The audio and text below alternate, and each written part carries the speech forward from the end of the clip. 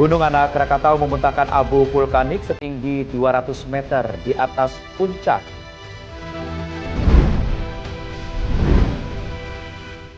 Pemerintah menerapkan manasik kesehatan bagi jamaah di penyelenggaraan ibadah haji 2027. Portugal taklukkan Kroasia 2-1 melangkah ke babak 16 besar Piala Dunia 2026. Halo, selamat petang pemirsa. Anda menyaksikan Berita Nasional Petang edisi Jumat 3 Juli 2026. Selain beberapa informasi tadi, kami juga masih mempunyai beragam informasi menarik lainnya bersama saya, Ishak Khan.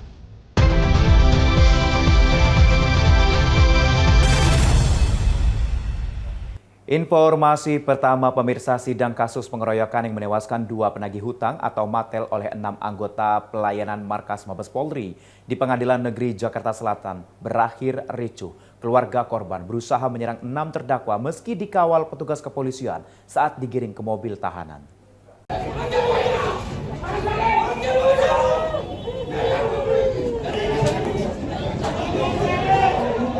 Kericuan terjadi saat sidang lanjutan kasus pengeroyokan 2 orang penagih hutang atau debt collector atau biasa dikenal dengan sebutan mata elang di Pengadilan Negeri Jakarta Selatan pada Kamis 2 Juli 2026.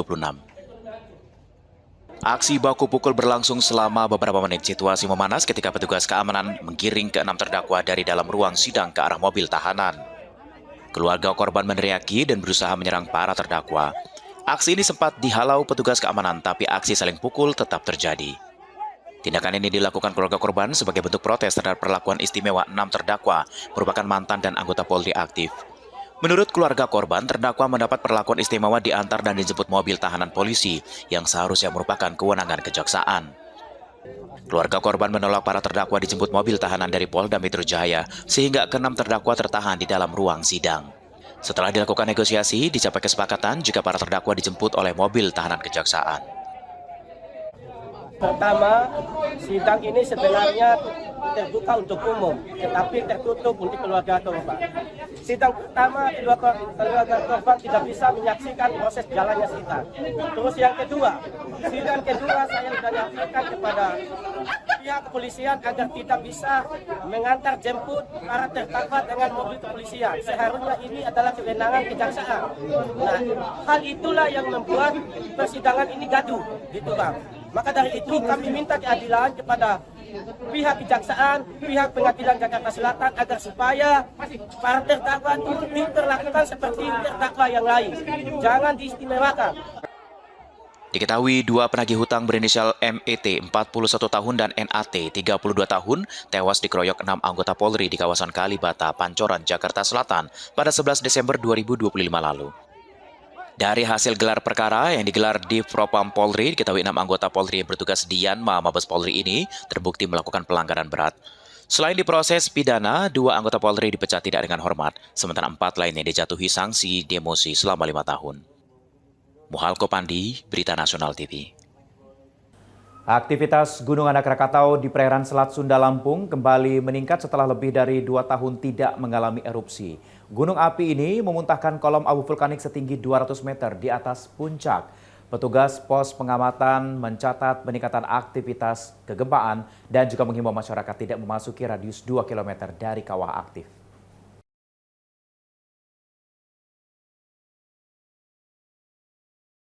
Rekaman video amatir ini memperlihatkan detik-detik erupsi Gunung Anak Krakatau di perairan Selat Sunda Lampung pada Kamis 2 Juli 2026. Dari puncak gunung terlihat semburan abu vulkanik berwarna kelabu hingga hitam membumbung ke udara. Pos pengamatan Gunung Anak Krakatau mencatat kolom abu mencapai ketinggian 200 meter di atas puncak dengan arah sebaran menuju barat laut. Hasil pemantauan menunjukkan erupsi terekam dengan amplitudo maksimum 23 mm. Selain itu, petugas juga mencatat 20 kali gempa hibrid dan tremor, menerus menandakan pasokan magma menuju permukaan masih berlangsung. Peningkatan aktivitas Gunung Anak Krakatau sebenarnya sudah terpantau sejak 18 Juni. Frekuensi gempa hembusan, gempa vulkanik, dan getaran tremor terus meningkat selama beberapa pekan terakhir. Petugas mencatat citra satelit Sentinel sempat menunjukkan adanya titik panas di sekitar puncak gunung. Temuan ini menjadi indikasi meningkatnya aktivitas magma di dalam perut gunung sebelum terjadi erupsi. Hingga saat ini status Gunung Anak Krakatau masih berada pada level 2 atau waspada. Masyarakat Nelayan dan wisatawan diminta tidak mendekati kawah aktif dalam radius 2 km. Ya, sejak erupsi terakhir ya tahun 2024 Desember itu memang Krakatau tenang. Cuman mulai tanggal 18 Juni kemarin ada sedikit peningkatan kegempaan ya, dari hembusan dari frekuensinya, dari hibridnya. Terus terlihat kalau dari satelit Sentinel terlihat titik api. Dan baru hari ini ada erupsi jam 14.05. Ketinggiannya cuma 200 meter, cuma sekali aja. Mungkin energinya sudah mulai karena ada titik api itu energinya sudah mulai mendorong magmanya ke permukaan lah sedikit. Tapi mungkin energinya belum cukup kuat untuk seperti letusan dulu. Petugas pos pengamatan akan terus melakukan pemantauan selama 24 jam terhadap aktivitas Gunung Anak Krakatau. Masyarakat diimbau tetap tenang namun waspada, serta mengikuti informasi resmi dan rekomendasi yang dikeluarkan dari Pusat Vulkanologi dan Mitigasi Bencana Geologi untuk mengantisipasi potensi erupsi susulan. Dari Lampung Selatan, Immanuel Simorangkir, Berita Nasional TV. Kita beralih ke informasi lain, pemirsa. Pemerintah menyetujui skema baru kredit kepemilikan rumah atau KPR subsidi dengan tenor hingga 40 tahun. Kebijakan ini diharapkan mampu meringankan cicilan masyarakat berpenghasilan rendah agar lebih mudah memiliki rumah pertama. Pemerintah menegaskan tenor 40 tahun bukan kewajiban, melainkan opsi tambahan yang bisa dipilih sesuai dengan kemampuan oleh masyarakat. Jadi hunian yang tangguh terhadap bencana. Pak Menteri sudah mengarahkan. Upaya pemerintah memperluas akses kepemilikan rumah bagi masyarakat berpenghasilan rendah memasuki babak baru. Melalui skema KPR, subsidi dengan tenor hingga 40 tahun, pemerintah berharap beban cicilan bulanan menjadi lebih ringan. Kebijakan ini muncul setelah harga rumah dan biaya hidup terus meningkat, sementara banyak masyarakat berpenghasilan rendah masih kesulitan memenuhi syarat pembiayaan perumahan. Kementerian Perumahan dan Kawasan Permukiman bersama dengan BP Tapera Perbankan, pengembang dan berbagai pemangku kepentingan masih melakukan simulasi skema pembiayaan. Targetnya, cicilan rumah subsidi dapat ditekan menjadi sekitar Rp500.000 hingga Rp700.000 per bulan. Hasil simulasi ini akan menjadi dasar sebelum kebijakan diterapkan secara menyeluruh dan mendapatkan penyesuaian dari Kementerian Keuangan.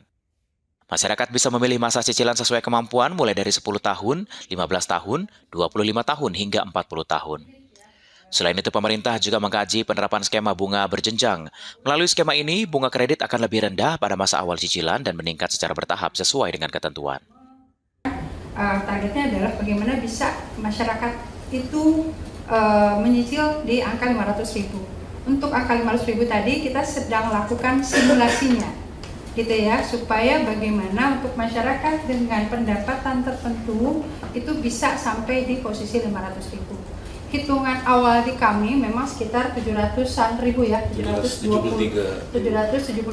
Tapi saat ini kita sedang membuat skema bagaimana kemudian untuk masyarakat dengan risiko tertentu, misalnya itu bisa menyicil di 500.000. Nah ini yang kita sedang finalisasi. Setelah kemudian internal, kemudian beserta stakeholder kita bahas. Setelah itu kita akan minta persetujuan dari Kementerian Keuangan tentunya. Pemerintah menyatakan kebijakan KPR subsidi tenor 40 tahun telah disetujui dalam rapat terbatas Komite Badan Pengelola Tabungan Perumahan Rakyat atau Tapera. Selanjutnya pemerintah akan menyiapkan regulasi dan skema pelaksanaan agar program ini dapat menjangkau lebih banyak masyarakat berpenghasilan rendah yang selama ini belum memiliki rumah. Pemerintah melalui Kementerian Haji dan Umroh menutup operasional penyelenggaraan ibadah haji tahun 2026. Meski operasional berakhir, pemerintah memastikan pelayanan kepada jamaah belum berhenti. Saat ini, 60 jamaah menjalani perawatan di Rumah Sakit Arab Saudi. Kementerian Haji dan Umroh secara resmi menutup operasional penyelenggaraan ibadah haji 2026 atau 1447 Hijriah. Hal ini disampaikan Wakil Menteri Haji dan Umroh Dhanil Anzar Simanjuntak di Bandara Soekarno-Hatta, Tangerang, Banten pada Kamis 2 Juli 2026. Kloter terakhir mendapat di Bandara Sultan Hasanuddin Makassar membawa 242 jamaah.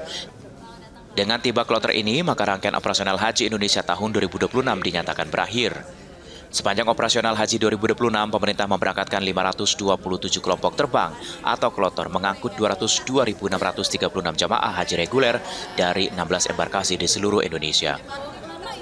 Selain itu, penyelenggara ibadah haji khusus, PIHK juga memberangkatkan 16.585 jamaah haji khusus dan 1.016 petugas haji khusus. Penyelenggaraan haji tahun ini diwarnai tantangan besar dalam melayani jamaah dengan karakteristik yang beragam, mulai dari 44.247 jamaah lanjut usia, 170.700 jamaah beresiko tinggi, 370 jamaah berkebutuhan khusus, hingga 275 pengguna kursi roda. Seluruh layanan akomodasi, konsumsi, transportasi, pembinaan ibadah, hingga layanan kesehatan disiapkan untuk memastikan setiap jamaah dapat beribadah dengan aman, nyaman, dan khusyuk. Selama operasional berlangsung, pemerintah mendistribusikan sekitar 24,18 juta box makanan, mengoperasikan 15.212 bus antar kota perhajian, dan 11.990 trip bus sholawat, serta mengalirkan layanan kesehatan berlapis melalui tenaga kesehatan di setiap kloter, klinik satelit, klinik kesehatan, Haji Indonesia, hingga kerjasama dengan Rumah Sakit Arab Saudi. Dalam aspek tata kelola, Kemenhaj juga menghadirkan sejumlah inovasi penting, di antaranya penerapan alokasi kuasa provinsi yang lebih berkeadilan, penurunan biaya haji tanpa mengurangi kualitas layanan, penambahan embarkasi fast track, digitalisasi layanan, hingga penyelesaian lebih awal berbagai kontak layanan di Arab Saudi. Petugas haji. Pertama, saya atas nama Presiden Prabowo Subianto, kemudian Kementerian Haji dan Umroh menyampaikan terima kasih dengan sangat kepada keluarga nih dulu, keluarga para petugas haji yang sudah merelakan anggota keluarganya bertugas selama lebih dari 70 hari, 2 bulan lebih. Jadi terima kasih, kita tepuk tangan dulu buat semua keluarganya. Meski operasional telah berakhir, pemerintah memastikan pelayanan kepada jemaah belum berhenti. Saat ini masih terdapat 60 jemaah menjalani perawatan di Rumah Sakit Arab Saudi. Kementerian Haji dan Umroh akan terus melakukan pendampingan hingga seluruh jemaah dinyatakan layak terbang dan dapat dipulangkan ke Indonesia. Di saat yang sama, proses klaim asuransi bagi jamaah yang wafat juga terus dilakukan sesuai dengan ketentuan. Mahendra Dewananta, Adi Chandra, Berita Nasional TV. Selanjutnya kami akan mengajak Anda untuk memantau kondisi arus lalu lintas terkini yang akan disampaikan oleh NTMC Korlantas Polri. Halo, selamat sore pemirsa. Saya Brigadir Putu Fungki dari NTMC Korlantas Polri akan mengajak Anda untuk memantau situasi lalu lintas terkini melalui pantauan CCTV NTMC Korlantas Polri.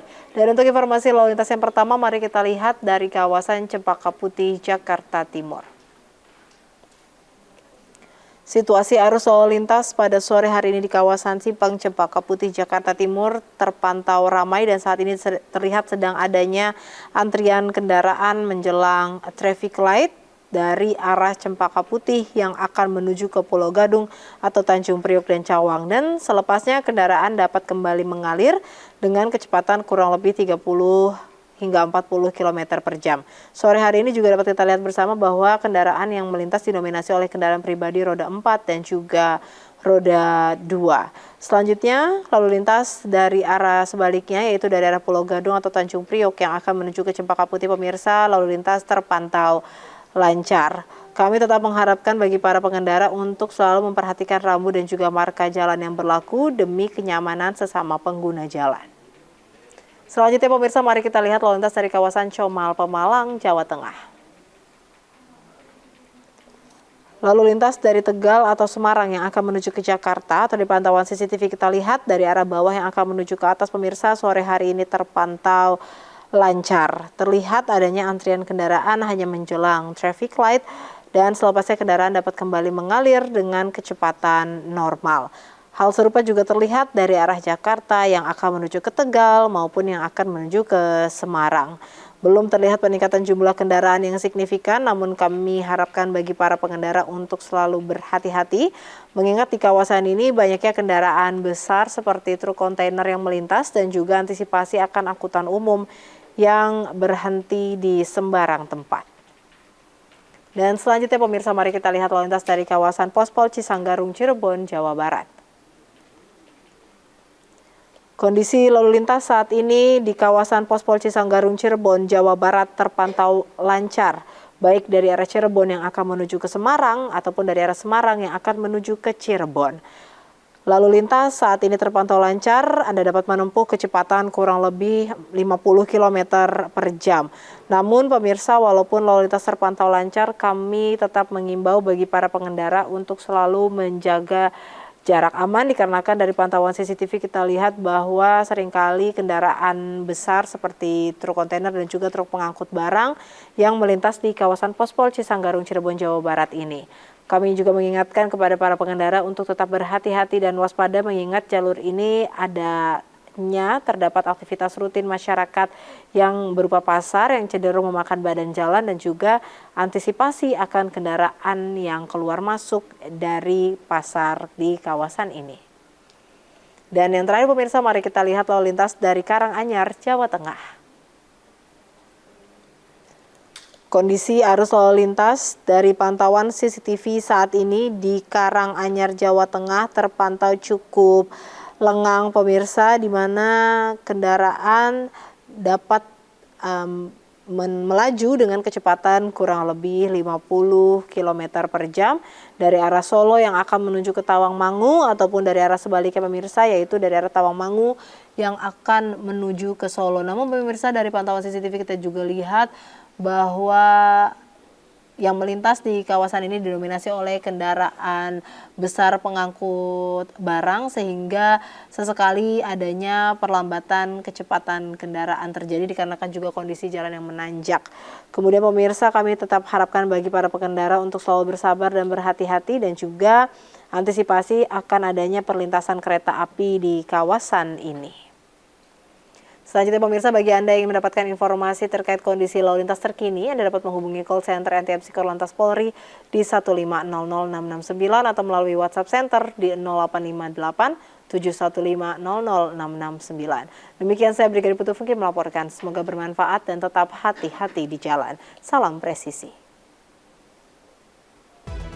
Pemerintah akan memperketat persyaratan istita'ah kesehatan bagi calon jamaah haji mulai musim haji 2027. Informasinya yang akan kami hadirkan usai jeda. Tetaplah bersama kami.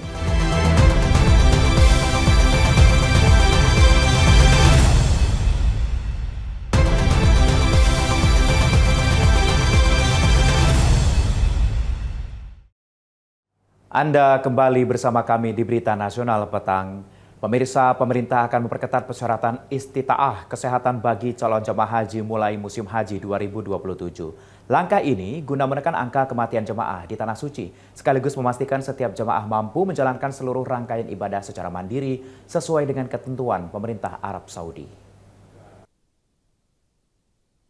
Kementerian Haji dan Umrah atau Kemenhaj akan memperketat persyaratan istita'ah kesehatan bagi calon jemaah haji mulai musim haji 2027. Jamaah tidak memenuhi standar kesehatan dan tidak mampu menjalankan ibadah secara mandiri, berpotensi tidak diberangkatkan ke Tanah Suci. Wakil Menteri Haji dan Umrah Daniel Anzar Simanjuntak mengatakan, kebijakan ini menjadi salah satu hasil evaluasi dalam penyelenggaraan ibadah haji 2026. Meski jumlah jamaah wafat di Tanah Suci turun signifikan, pemerintah menilai aspek kesehatan masih menjadi pekerjaan rumah yang harus dibenahi. Menurut Wamenhaj, jumlah jemaah yang wafat tahun ini sekitar 360 orang, sedangkan tahun lalu mencapai sekitar 467 orang. Hal ini disampaikan Wamenhaj Daniel Anzar di Bandara Internasional Soekarno-Hatta, Tangerang, pada Kamis 2 Juli 2026 saat menyambut kepulangan petugas haji daerah kerja atau Dakar Madinah. Menurut Daniel Anzar, pemerintah akan memperketat pemeriksaan kesehatan calon jamaah sebagai bagian dari pemenuhan syarat istita'ah. Kebijakan ini sejalan dengan ketentuan pemerintah Kerajaan Arab Saudi yang menginginkan setiap negara mengirim jamaah yang benar-benar sehat dan mampu beribadah secara mandiri.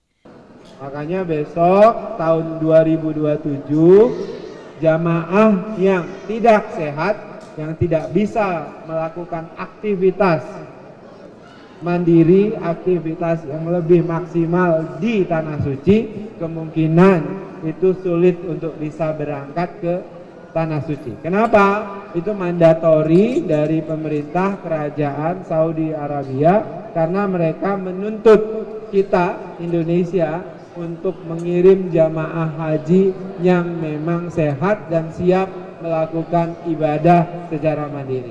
Nah, oleh sebab itu kami tahun depan tahun 2027 memperkenalkan istilah manasik kesehatan. Untuk mendukung kebijakan ini, Kemenhaj akan memperkenalkan program manasik kesehatan bagi calon jemaah haji 2027. Melalui program ini, calon jamaah akan mendapat pendampingan dan pembinaan kesehatan sejak sebelum keberangkatan agar memenuhi standar kesehatan yang ditetapkan. Pemerintah juga akan melakukan evaluasi menyeluruh terhadap pelayanan di Arafah, Musdalifah, dan Mina, mulai dari peningkatan kualitas tenda, fasilitas toilet, kebersihan lingkungan, hingga pengaturan pergerakan jamaah saat puncak ibadah haji. Untuk memperkuat layanan, Kementerian berencana membentuk daerah kerja khusus Armusna agar koordinasi dan pengambilan keputusan di lokasi paling krusial dapat berjalan lebih cepat dan efektif. Di sisi lain, pemerintah menyampaikan apresiasi kepada seluruh petugas haji Indonesia yang dinilai bekerja responsif, empatik, dan profesional, serta mendapat pengakuan dari jemaah maupun pemerintah Arab Saudi. Keberhasilan penyelenggaraan haji 2026 merupakan hasil kolaborasi berbagai kementerian, lembaga, dan seluruh pemangku kepentingan dalam memberikan pelayanan terbaik bagi jemaah Indonesia.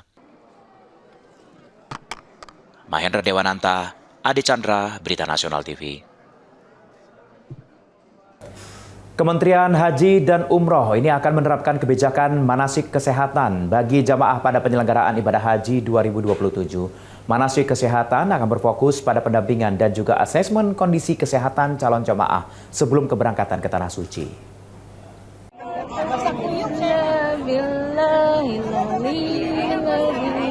Kementerian Haji dan Umroh atau Kemenhaj bakal menerapkan kebijakan manasik kesehatan bagi jamaah pada penyelenggara ibadah haji 1448 Hijriah atau 2027.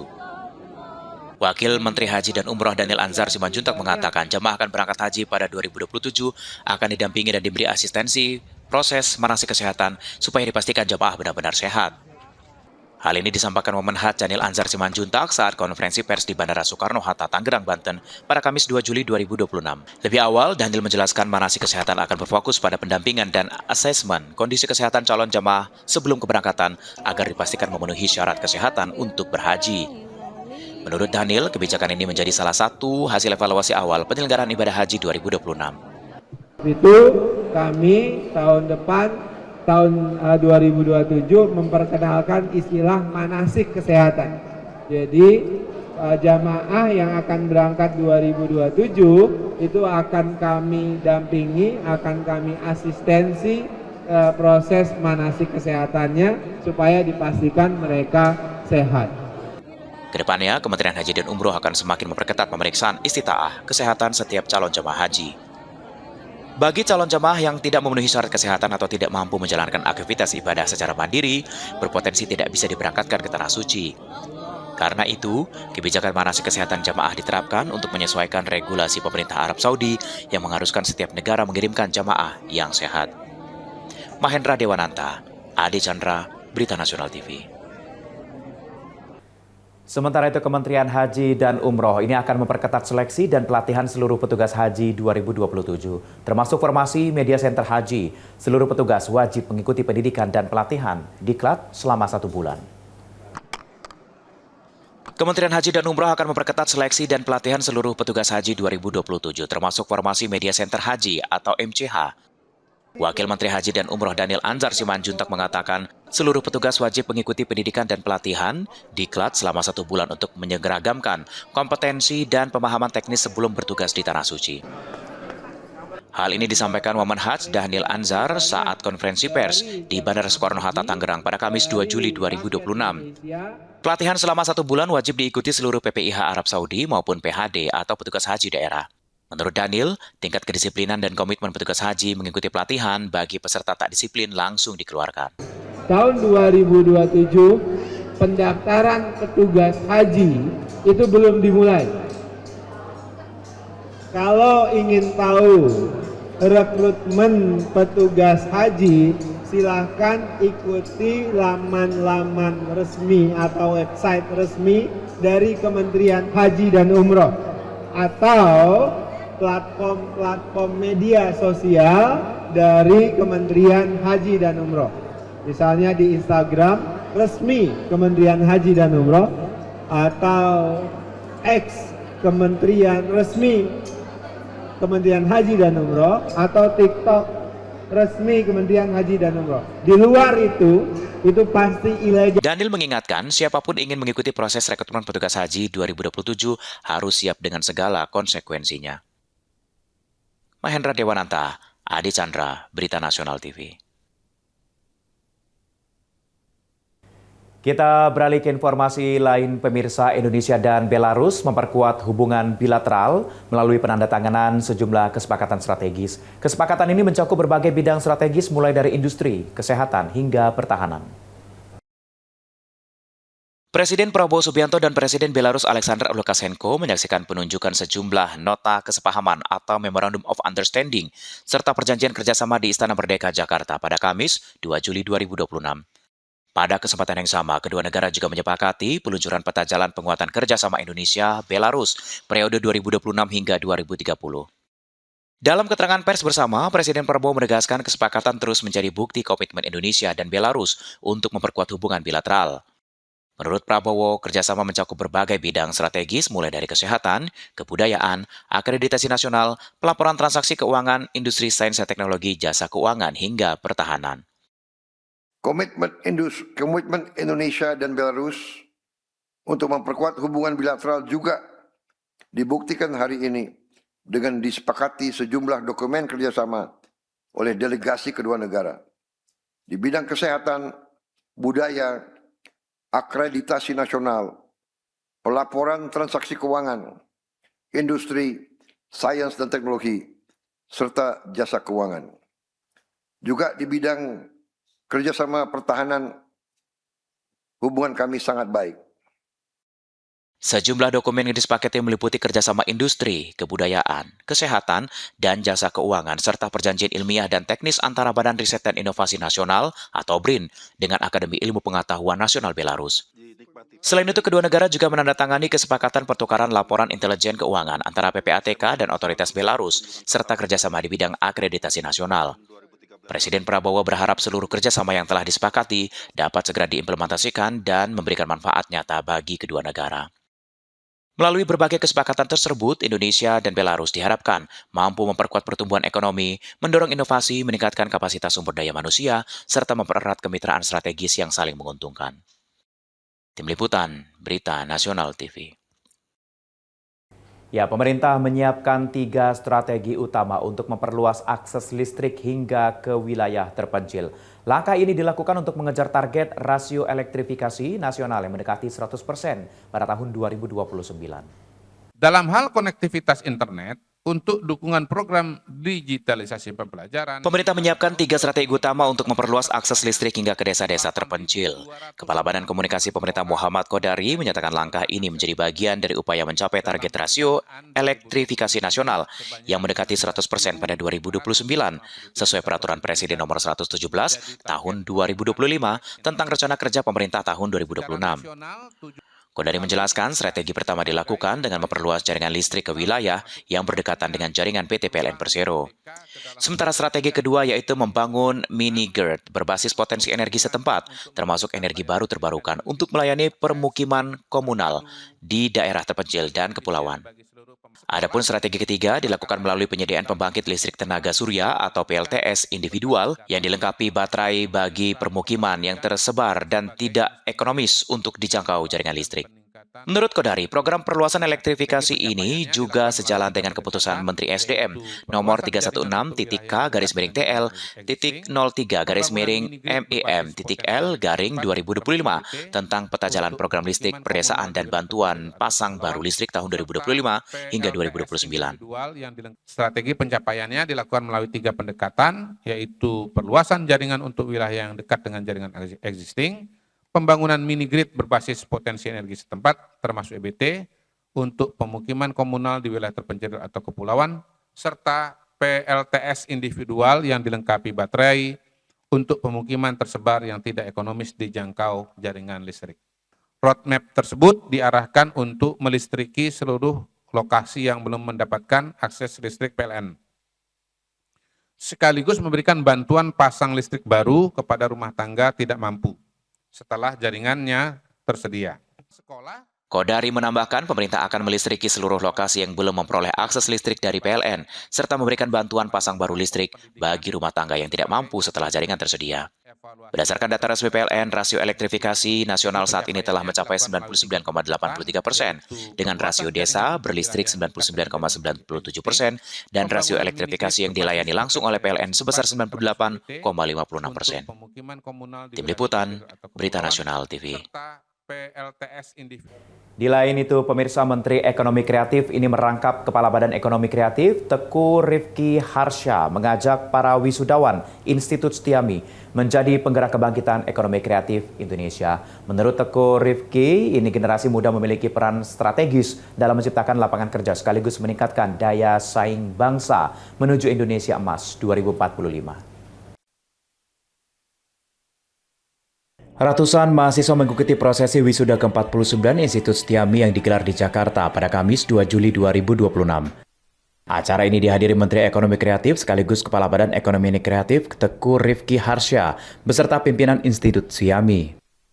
Dalam pidatonya, Teguh Rifki menegaskan bahwa ekonomi kreatif bertumpu pada kekuatan ide, kreativitas, dan kemampuan beradaptasi menghadapi perubahan. Oleh karena itu, para lulusan diharapkan mampu memanfaatkan potensi tersebut untuk memberikan kontribusi bagi pembangunan nasional. Menurut Teguh Rifki, di tengah era disrupsi digital, para wisudawan tidak hanya dituntut menjadi pencari kerja. Lebih dari itu, lulusan perguruan tinggi harus mampu menciptakan lapangan kerja baru melalui inovasi dan kreativitas. Teguh Rifki juga menyebut bonus demografi yang diperkirakan mencapai puncak pada tahun 2045 harus dimanfaatkan dengan memperkuat sektor ekonomi kreatif sebagai salah satu penggerak pertumbuhan ekonomi nasional. Pak Menteri, sedikit aja Pak, mungkin terkait pesan-pesan untuk mahasiswa dan wisuda untuk Institut Setiami ini apa Pak penegasannya? Ya, pertama kami mengucapkan selamat kepada para wisudawan dan wisudawati dari Institut Setiami di ke-49 ini, dan tentu kami juga mengapresiasi Bu Rektor dan seluruh jajaran karena upayanya untuk terus mendukung pendidikan, terutama untuk pendidikan tinggi di Indonesia. Saya juga diceritakan bagaimana kolaborasinya dengan berbagai pihak untuk memberikan biaya yang lebih terjangkau. Bahkan banyak sekali mendapatkan beasiswa baik yang dari pemerintah maupun yang dilakukan oleh yayasan sendiri begitu. Dan kami juga mendengar bahwa alumninya juga banyak sekali yang langsung terserap bekerja dan juga yang melanjutkan pendidikan di luar negeri gitu. Jadi apresiasi, membangkitkan semangat generasi muda. Saya terus mendoakan agar Institut Setiami juga semakin sukses dan semakin membanggakan kita semua, menyiapkan generasi muda Indonesia menyambut Indonesia Emas 2045. Alhamdulillah, terima kasih ya. Mas Menteri. Terima kasih sekali lagi. Salam. Sementara itu, momentum wisuda ke-49 Institut Setiami juga diisi dengan peluncuran Kartu Ikatan Keluarga Alumni atau Kartu Institut Setiami. Peluncuran kartu dilakukan oleh Ketua Ikatan Keluarga Alumni Institut Setiami Rizky Herdianto. Peluncuran ini menjadi bentuk komitmen organisasi alumni dalam menghadirkan inovasi bagi seluruh alumni Institut Setiami. Alhamdulillah, hari ini di wisuda ke yang 49, Institut Setiami telah meluncing Kartu Alumni Ikatan Keluarga Institut Ilmu Sosial dan Ilmu Setiami, di mana kita memberikan kartu alumni berupa kartu debit kerjasama dengan salah satu bank terkemuka di nasional Indonesia. Kami dari pengurus IKA Setiami berterima kasih kepada manajemen institusi dari Institut Setiami atas dukungan selama ini yang telah diberikan kepada kami tentunya. Apa yang tadi disampaikan bahwa transformasi kartu dari awalnya hanya bisa untuk bentuk e-money, tapi kini bertransformasi menjadi kartu debit atau ATM. Nah, ini sebagai langkah kami untuk membangun jejaring-jejaring alumni yang ada di seluruh Indonesia, alumni Institut Setiami khususnya. Karena dengan adanya satu identitas baru, itu memperkuat bahwa satu hal yang harus kita, kampus yang besar adalah kampus yang mempunyai alumni yang kuat. Wisuda ke-49 Institut Setiami menjadi penanda berakhir masa studi ratusan lulusan. Ya, baik untuk para alumni Institut Setiami di seluruh Indonesia atau di seluruh dunia, bukan hanya yang wisuda hari ini, tapi juga alumni-alumni tahun-tahun sebelumnya. Ayo segera untuk mendapatkan kartu IKA ini, registrasi segera, bisa melihat di website dari IKA Setiami ataupun dari Instagram untuk cara mendaftarnya. Untuk alumni Insustiami, mari segera membuat kartu e-alumni. Melalui momentum ini, para wisatawan diharapkan siap menghadapi dunia kerja serta memberikan kontribusi bagi masyarakat sesuai dengan bidang keahlian masing-masing. Dari Jakarta, Galuh Angga Komara, Berita Nasional TV.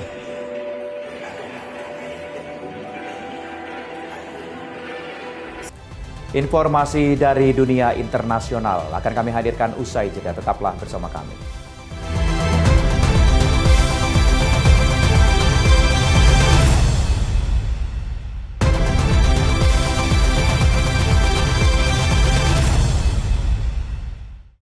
Anda kembali bersama kami di Berita Nasional Petang.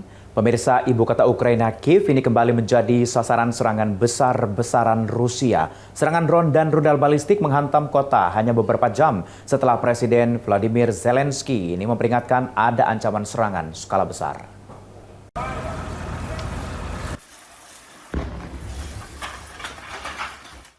Rusia melancarkan serangan udara gabungan menggunakan drone serangan dan rudal balistik ke Kiev pada Selasa 30 Juni 2026 waktu setempat. Serangan ini memicu kebakaran di salah satu distrik pusat kota dan memaksa warga mengungsi ke tempat perlindungan serangan udara. Unit pertahanan udara Ukraina disebut berhasil mencegat sejumlah target mengarah ke ibu kota. Beberapa jam sebelum serangan terjadi, Presiden Volodymyr Zelensky mengingatkan bahwa intelijen Ukraina mendeteksi persiapan Rusia melancarkan serangan besar. Saat berkunjung ke Irlandia, Zelensky meminta warga mematuhi peringatan serangan udara dan segera menuju bunker. Salah satu wilayah terdampak adalah distrik Shevchenkivsky, atap sebuah bangunan non-hunian dan sebuah hotel terbakar akibat hantaman serangan. Tim penyelamat diterjunkan ke lokasi. Distrik Desniansky, puing-puing drone jatuh di dekat rumah warga. Meski tidak menimbulkan kebakaran, pihak berwenang meningkatkan kewaspadaan. Setelah tengah malam, ancaman meningkat dengan muncul rudal balistik dilaporkan meluncurkan menuju Kiev dari arah utara. Pejabat militer Ukraina memperingatkan serangan bisa berlangsung dalam beberapa gelombang dan tidak menutup kemungkinan adanya operasi lebih besar dalam beberapa hari mendatang. Amerika Serikat dan Iran menuntaskan putaran terbaru perundingan tidak langsung di Doha, Qatar. Meski diklaim mencapai sejumlah kemajuan, namun kedua negara masih belum menunjukkan terobosan menuju kesepakatan damai permanen. Amerika Serikat dan Iran menuntaskan putaran perundingan berlangsung selama 2 hari di Doha pada Rabu 1 Juli 2026. Meski demikian, belum terlihat tanda-tanda kemajuan menuju perdamaian parlemen antara kedua negara. Isi perundingan lebih banyak membahas isu-isu teknis, diantaranya keamanan lalu lintas kapal di Selat Hormuz dan pencairan dana Iran selama ini dibekukan. Kedua persoalan ini sebelumnya masuk dalam kesepakatan sementara yang dicapai pada pertengahan Juni 2026. Dalam perundingan terbaru, perairan Selat Hormuz dan pencairan dana Iran kembali menjadi pokok pembahasan. Kementerian Luar Negeri Qatar menyatakan pembicaraan berlangsung positif dan menghasilkan kemajuan pada sejumlah poin dalam nota kesepahaman damai yang mengakhiri konflik. Perundingan ini disebut sebagai kelanjutan dari hasil pertemuan puncak yang sebelumnya digelar di Swiss. Kementerian Luar Negeri Qatar juga menyebutkan delegasi Amerika Serikat dan Iran menggelar pertemuan terpisah dengan mediator dari Qatar dan Pakistan. Putaran berikutnya dijadwalkan digelar setelah prosesi pemakaman mendiang pemimpin tertinggi Iran, Ayatollah Ali Khomeini, yang direncanakan berlangsung pada 9 Juli 2026. Ketua delegasi Iran sekaligus Wakil Menteri Luar Negeri Iran, Kazem Gharibabadi, memastikan perundingan telah selesai. Namun baik pihak Iran maupun Amerika Serikat belum mengungkapkan apakah perbedaan pandangan yang masih tersisa berhasil dijembatani. Di Washington, Presiden Donald Trump mengklaim adanya kemajuan dalam upaya pembatasan program nuklir Iran. Meski demikian, sumber-sumber mengetahui jalan perundingan menyebut isu nuklir sama sekali tidak dibahas dalam pertemuan teknis di Doha. Wakil Presiden J.D. Vance menegaskan pembahasan mengenai program nuklir akan dilakukan pada tahap perundingan selanjutnya. Informasi seputar Piala Dunia akan kami hadirkan usai jeda. Tetaplah bersama kami.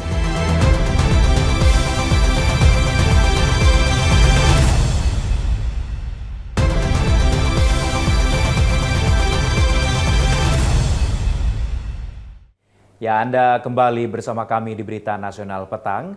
Pemirsa, Piala Dunia 2026 hingga kini terus berlangsung. Kami akan mengupdate informasi seputar Piala Dunia 2026 dalam segmen Piala Dunia berikut ini.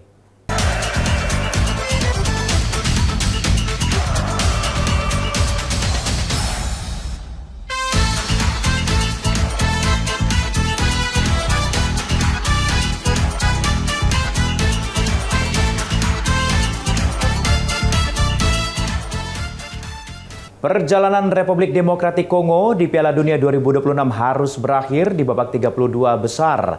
Namun penampilan bersejarah Leopards ini tetap menuai apresiasi dari para pendukung yang memenuhi fanzone di ibu kota Kinshasa.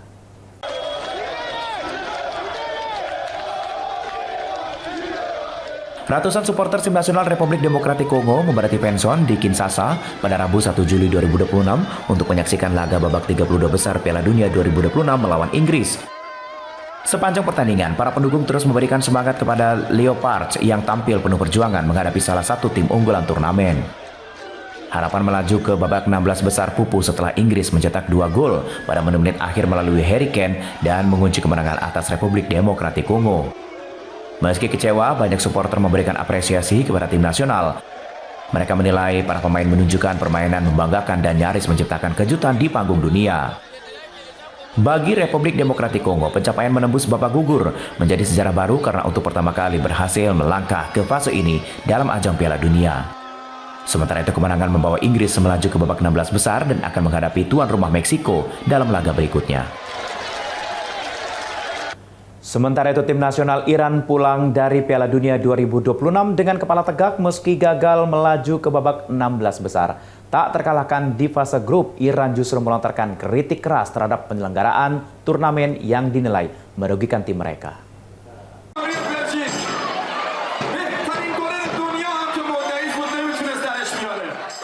Tim nasional Iran tiba di tanah air pada Rabu 2 Juli 2026 disambut bak pahlawan usai mengakhiri perjalanan Piala Dunia 2026. Meski tidak menelan satupun kekalahan di fase grup, Iran harus puas finish di peringkat ketiga grup G dengan koleksi 3 poin dari hasil imbang melawan Belgia, Mesir, dan Selandia Baru. Sejumlah pejabat sepak bola Iran melontarkan kritik tajam kepada tuan rumah Amerika Serikat. Mereka menyoroti kualitas fasilitas pertandingan, pencahayaan stadion, hingga layanan bagi pemain dinilai tidak memadai. Presiden organisasi Liga Sepak Bola Iran bahkan menuding kebijakan pembatasan masuk ke Amerika Serikat dan berbagai kendala perjalanan turut mempengaruhi performa tim sehingga Iran gagal melaju ke babak gugur. Selama turnamen berlangsung, Iran bermarkas di kota Tijuana, Meksiko karena menghadapi persoalan visa dan pembatasan masuk ke Amerika Serikat. Piala Dunia 2026 menjadi edisi pertama diikuti 48 tim dan digelar di Amerika Serikat, Kanada, serta Meksiko. Informasi menarik lainnya seputar Piala Dunia akan kami hadirkan kembali usai jeda. Tetaplah bersama kami.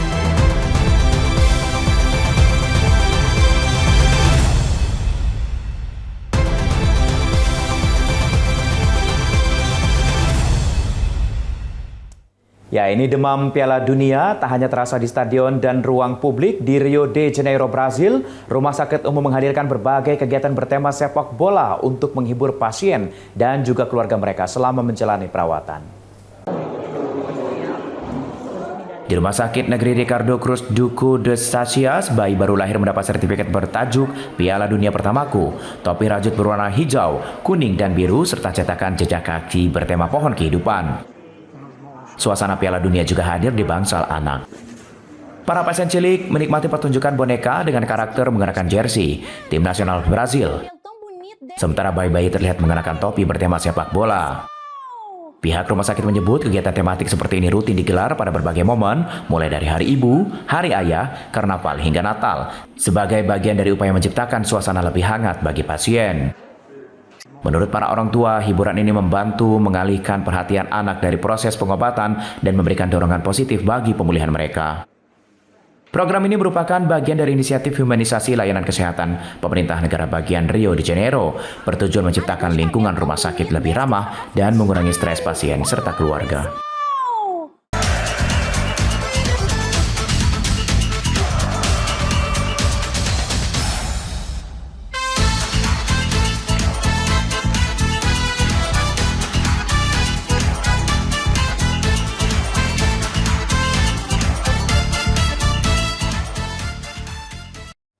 Ya pemirsa, ada yang ingin berkunjung ke Guatemala. Ini Guatemala merupakan negara di Amerika Tengah yang kaya akan sejarah, budaya unik, dan juga tradisi yang masih hidup. Dari benteng bersejarah hingga festival layang-layang raksasa. Seperti apa keunikan negara Guatemala? Berikut tayangannya untuk Anda.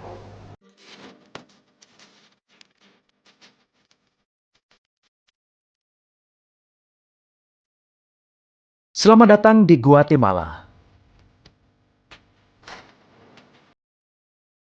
Guatemala terletak di Amerika Tengah berbatasan dengan Meksiko di utara dan barat, Belize serta Laut Karibia di timur laut, Honduras di timur, dan El Salvador serta Samudra Pasifik di selatan. Ibu kotanya adalah Guatemala City. Negara ini memiliki bentang alam yang beragam, termasuk pegunungan vulkanik, dataran tinggi, dan pantai menghadap Samudra Pasifik serta Laut Karibia. Guatemala dikenal sebagai persimpangan budaya Maya kuno dan pengaruh kolonial Spanyol. Penduduknya terdiri dari berbagai etnis Maya, Mestizo, dan keturunan Eropa. Selain bahasa Spanyol, lebih dari 20 bahasa Maya masih digunakan di komunitas lokal. Tradisi unik Guatemala termasuk Dia de los Muertos atau Hari Orang Mati yang dirayakan dengan festival layang-layang raksasa di Sumpango.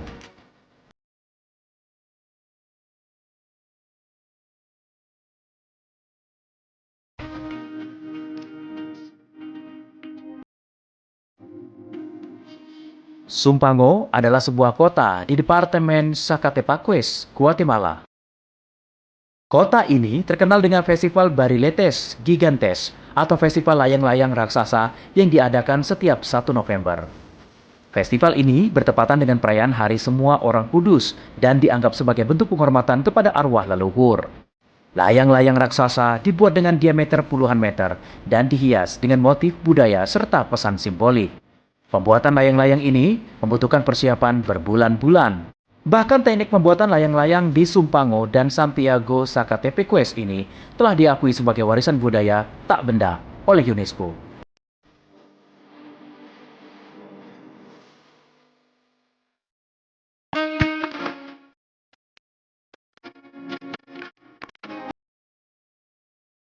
El Castillo de San Felipe de Lara adalah benteng bersejarah yang terletak di tepi Danau Izabal. Dibangun pada tahun 1652 oleh penjajah Spanyol untuk melindungi wilayah dari serangan bajak laut Inggris. Benteng ini memiliki bastion melingkar, tembok tebal, dan menara pengawas. Selain berfungsi sebagai pertahanan militer, benteng ini sempat digunakan sebagai penjara dan kemudian direstorasi pada abad ke-20. Saat ini, Castillo de San Felipe menjadi destinasi wisata penting dan masuk dalam daftar UNESCO Tentative List sebagai calon warisan dunia.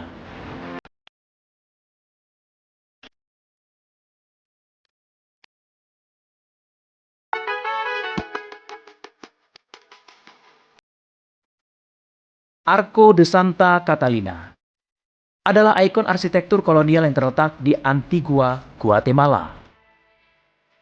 Dibangun pada abad ke-17 untuk menghubungkan biara Santa Catalina dengan sekolah di seberang jalan sehingga para biarawati dapat melewatinya tanpa keluar ke jalan. Di abad ke-19, sebuah jam ditambahkan di bagian atas lengkungan. Saat ini, Arco de Santa Catalina menjadi simbol budaya Guatemala dan sering muncul di foto-foto wisatawan serta kartu pos.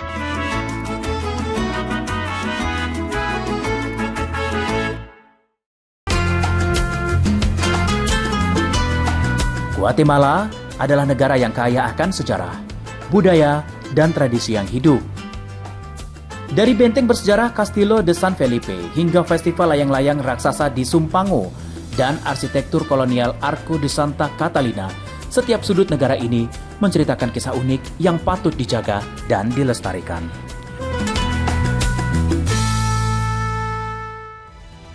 Pemirsa, informasi tadi juga sekaligus mengakhiri perjumpaan kita di Berita Nasional Petang kali ini. Akhirnya saya Ishakan yang mewakili seluruh kru dan juga kerabat kerja yang bertugas pamit dari hadapan Anda. Selamat petang. Sampai jumpa.